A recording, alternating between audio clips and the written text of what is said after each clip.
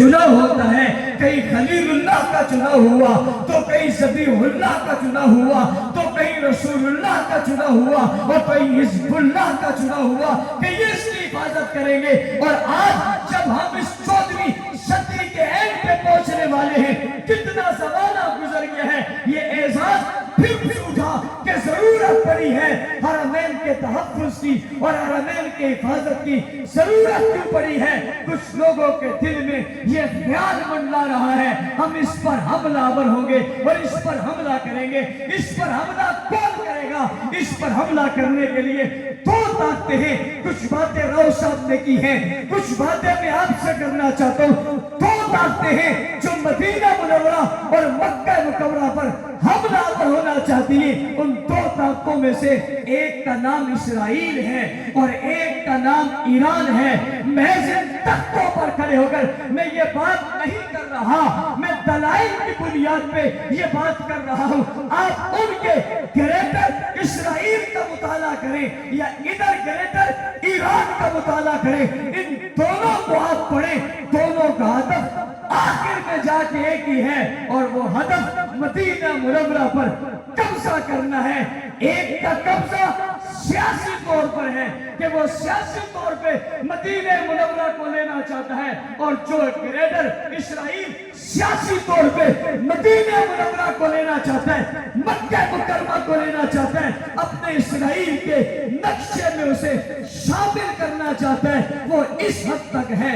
लेकिन दूसरा उसे मजहबी तौर पे लेना चाहता है, जो तबका उसे मजहबी तौर पे लेना चाहता है, वो यूं लेना चाहता है कि उसे लेने के बाद उसका दावा है जो उसकी किताबों में लिखता है कि हम मदीना मुनव्वरा पर कब्जा करेंगे। कब्जा करने के बाद नाउज़ुबिल्लाह नक्ल कुफ्र नबाशत हम यहाँ पर पड़े हुए दो फितों को निकालेंगे। इससे मुराद क्या है? इससे मुराद हुजूर के साथ सोने वाले अबू बकर उमर हैं, शेखैन हैं, उसकी किताबों में लिखा है, उसके बड़ों ने लिखा है, जिसके मारे जाने पर आप शहादत की रट को अपनी जबान पर लगाए हुए हैं और लहराए हुए हैं और दिल में उसकी मोहब्बत लिए हुए हैं कि इसे कामयाब होना चाहिए, इसे जीत जाना चाहिए। उसका नजरिया है हम मदीने पर कब्जा करेंगे, नाउज़ुबिल्लाह इन दो बुतों को निकाल पार करेंगे। और तीसरा उनका मंसूबा कि नाउज़ुबिल्लाह माँ आयशा सिद्दीका ताहिरा मुताहरा मुनस्सा मुबर्रा अतीका अतीबा खतीबा नफीसा अतीका आयशा सिद्दीका को नाउज़ुबिल्लाह पार निकालकर उन पर हाथ जारी करेंगे। पूछना चाहता हूँ आपसे, एक ये रवैया रखता है, दूसरा ये रवैया रखता है।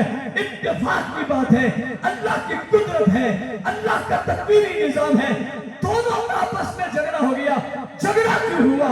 लड़ाई क्यों हुई? जिनकी सोचों में, जिनके दिमागों में बैतुल्लाह के लिए ये सोच हो, मस्जिद नबी के लिए ये सोच हो, वो खुदा के अज़ाब से बच जाए, नहीं हो सकता।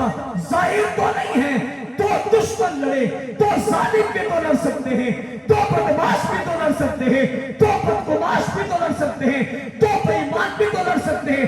बाबा दुनिया में दो बद्दाखोर भी तो लड़ते हैं, दो डाकू भी तो लड़ते हैं, दो लुटेरे भी तो लड़ते हैं, दो कातिल भी तो लड़ते हैं, जालिम से भी तो लड़ता है। यूं ही हो गया। मैंने आपको बताया इन दोनों का हदफ हरमैन है। जब बात यहाँ तक पहुंची कि हरमैन को खतरा पैदा हुआ और उसकी मिसाल अगर आप समझना चाहते हैं उसे यूं समझे कि अमेरिका से एक मिसाइल आता है, वो ईरान पर गिरता है, इस्राइल से मिसाइल आता है, वो ईरान पर गिरता है। होना तो ये चाहिए था मिसाइल ईरान से उठे तो इस्राइल पर जा गिरे। कौन सा इस्राइल? जो 54 मुरब्बा मील पर मुश्तमिल है, जो छोटा सा खित्ता है। अगर ईरान अपने सारे मिसाइलों का रुख इस्राइल की तरफ करे तो चंद दिनों के अंदर उसका सफाया हो जाए। लेकिन सवाल पैदा होता है, मिसाइल इस्राइल और अमेरिका से उठता है, ईरान पर जाकर लगता है। जवाब में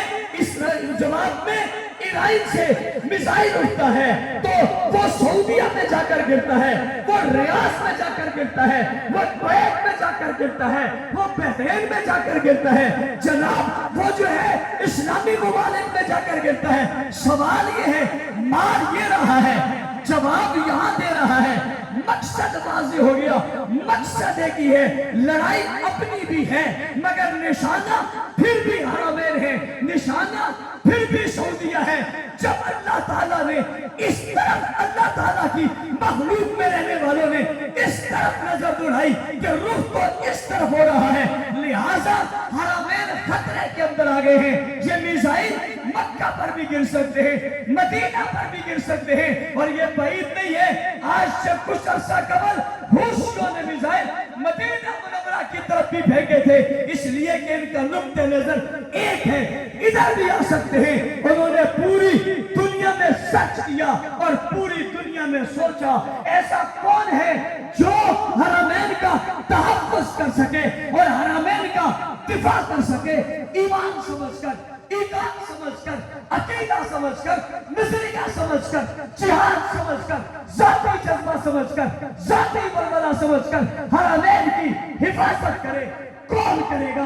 اللہ نے پوری دنیا میں یہ قرآن جس دھرتی کا نکالا، وہ دھرتی میری دھرتی ہے، وہ ملک میرا ملک ہے، وہ وطن میرا وطن ہے، جسے پاکستان کہا جاتا ہے، جس کا دفاعی معاہدہ سعودیہ کے ساتھ ہوتا ہے۔ اگر حرمین پہ کوئی میزائل گرے گا تو جواب پاکستان دے گا۔ پاکستان کے لوگوں، پاکستان کے سیاستدانوں، ریاست کے لوگوں، تمہیں آج سلام عقیدت پیش کر رہا ہوں، مبارکباد پیش کر رہا ہوں۔ تمہیں اللہ نے چنا ہے، تمہارا انتخاب اللہ نے کیا ہے۔ اب حرمین کو ضرورت پڑی ہے، کبھی انتخاب ابابیلوں کا ہوا تھا، کبھی انتخاب نبیوں کا ہوا تھا، کبھی انتخاب رسولوں کا ہوا تھا، کبھی انتخاب صحابہ کا ہوا تھا۔ اس دور میں جب حرمین کو تحفظ کی ضرورت پڑی ہے تو انتخاب پاکستان کا ہوا ہے۔ توجہ